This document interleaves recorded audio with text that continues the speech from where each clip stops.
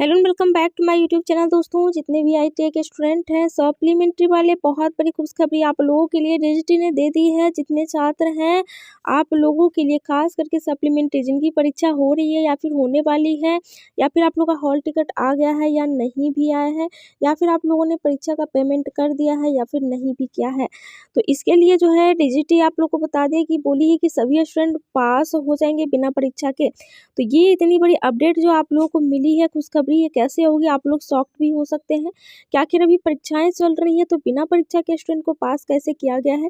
बिल्कुल shocking news ही है ये, लेकिन इसके बारे में पूरी डिटेल में बात करेंगे। कौन कौन से स्टूडेंट हैं जो कि बिना परीक्षा के ही पास हो चुके हैं, उनको परीक्षा देने की कोई ज़रूरत नहीं है। अगर आपका हॉल टिकट भी आ गया है तब भी परीक्षा देने की ज़रूरत नहीं है। आप लोगों को बेकार में आप रिपीट बाय रिपीट परीक्षा देते रहिएगा, उससे कोई फ़ायदा है नहीं अगर आप पास हो चुके हैं। कैसे आप लोग चेक करिएगा कि आप लोग पास हैं या फेल हैं, आपको परीक्षा देनी या नहीं देनी है, उसके बारे में पूरी डिटेल में भी बताऊंगी। तो पूरी वीडियो को सुनिएगा, स्किप बिल्कुल नहीं करिएगा। नीचे कमेंट में बताइएगा जो भी समस्या होगी आप लोगों की। सबसे पहले बात कर लेते हैं, मेन मुद्दे पे आते हैं।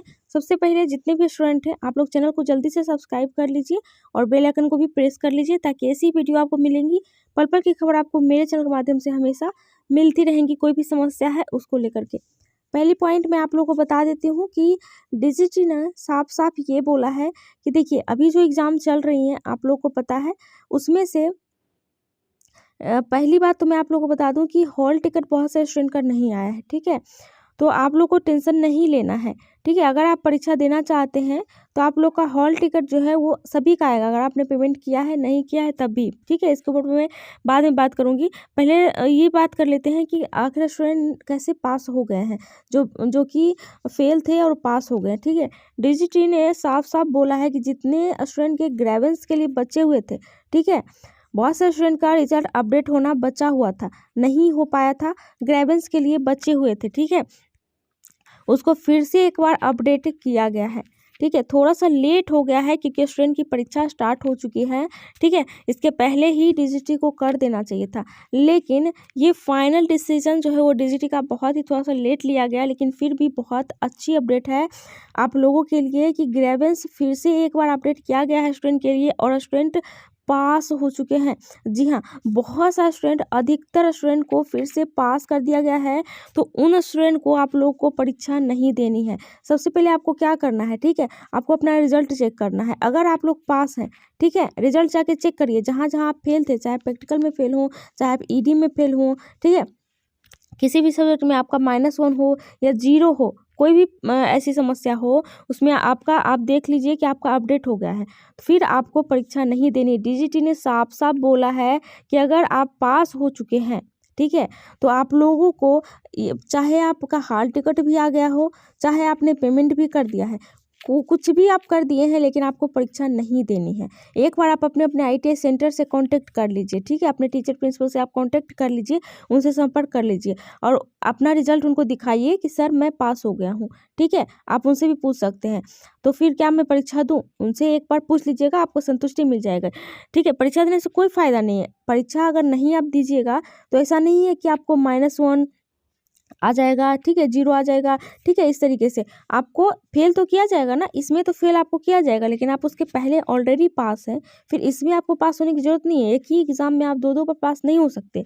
उसमें क्या होगा कि आपके -1 लगा दिए जाएंगे, अगर आप परीक्षा में नहीं बैठिएगा तो -1 लग जाएगा, लेकिन आपके प्रिंसिपल और टीचर जो हैं उनको रिजल्ट के टाइम पे जो है उनको बताना पड़ेगा डिजिटी को कि ये स्टूडेंट पहले ही पास है, ठीक है।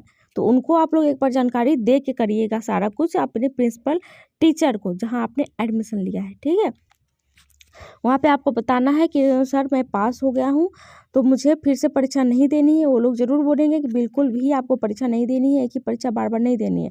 और अगर आपने पेमेंट कर लिया है तो अब घबराना नहीं है, आपका पेमेंट रिटर्न हो जाएगा, ठीक है। ऐसा कुछ घबराना नहीं है। अभी तक प्रैक्टिकल वगैरह का एग्ज़ाम तो स्टार्ट नहीं हुआ है, लेकिन आपने अगर पेमेंट कर दिया है और एग्ज़ाम आप नहीं दे रहे हैं तो पेमेंट रिटर्न हो जाएगा आप लोग का, उसमें कोई भी टेंशन नहीं है। वो आप लोग को पता होगा ऑलरेडी कि जो स्टूडेंट पेमेंट कर देते हैं, परीक्षा नहीं देते हैं, तो उनका पेमेंट रिटर्न हो जाता है, या फिर नेक्स्ट एग्ज़ाम जब होता है तो उसी पेमेंट में हो जाता है।